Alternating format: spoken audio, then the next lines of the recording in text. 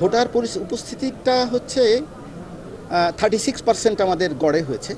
36%, এটা আমি এই সময় কম বলবো না, কিন্তু এটা গ্রহণযোগ্য।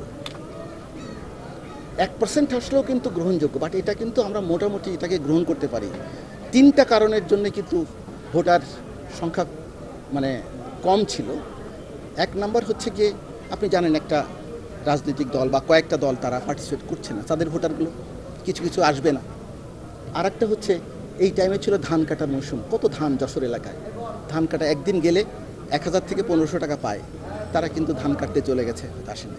আর একটা হচ্ছে সেই দিনই কিন্তু আল্লাহর রহমত বর্ষিত হয়েছে, বর্ষা পুরা দেশভাবে বৃষ্টি, সকালে কিন্তু একটা ঝিমিয়ে গিয়েছিল। আমি জানি না যশোর এলাকায় হয়েছে কিনা, বাট অন্য অন্য এলাকায় সকালে হয়েছে, সেটা কিন্তু একটা নিরুৎসিত হয়ে পড়েছে। আর এটাও হতে পারে যে আমার মনের প্রার্থী আসে নাই, আমি যাকে চাই সে দাঁড়ায় নাই, সেই জন্য আমি যাই নাই। অনেক কিছু হতে পারে। তবে আমি আজকে একটা সুন্দর কথা বলেছি যে উপজেলা ভিত্তিক আমি ডিক্লেয়ার করব কোন উপজেলায় কত পার্সেন্ট ভোটার আসলো, কম্পিটিশনস। সো এটা দায়িত্ব হচ্ছে আমাদের, প্রচারণার জন্য মাইকে প্রচারণা করা হবে, নির্বিঘ্নে আসেন, ভোট প্রদান করেন, এটা একটা দায়িত্ব।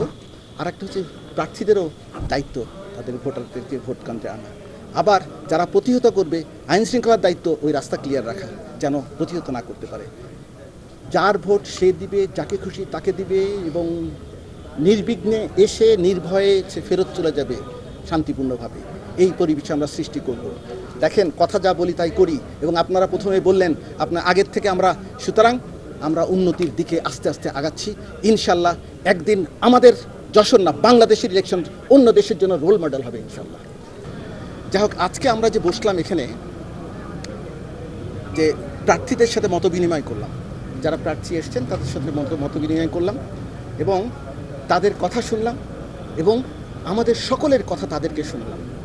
হয়তো অনুযোগ অভিযোগ ছিল, পরবর্তীতে আমাদের যে নির্বাচন কর্মকর্তারা, নির্বাচন সংশ্লিষ্ট আইন শৃঙ্খলা প্রশাসন এবং সকলেই যে তাদেরকে 100% আশ্বস্ত করতে পেরেছে, এবং তারা খুশি মনে তারা কিন্তু এখান থেকে ফেরত গেছে। এবং আমি বলেছি তাদেরকে, একই প্রশ্ন জিজ্ঞেস করেছি দ্বাদশ কেমন ছিল, একই প্রশ্ন জিজ্ঞেস করেছি আমার প্রথম ধাপ কেমন ছিল, ভালো ছিল। আমি বলেছি, বা আমরা বলেছি, সকলেই বলেছে যে আমাদের ভবিষ্যৎ যে নির্বাচনগুলো আসছে, দ্বিতীয়, তৃতীয়, চতুর্থ ধাপ, আগের চেয়ে কিন্তু বেশি ভালো হবে, ফিরে তাকানোর কোনো সুযোগ নাই।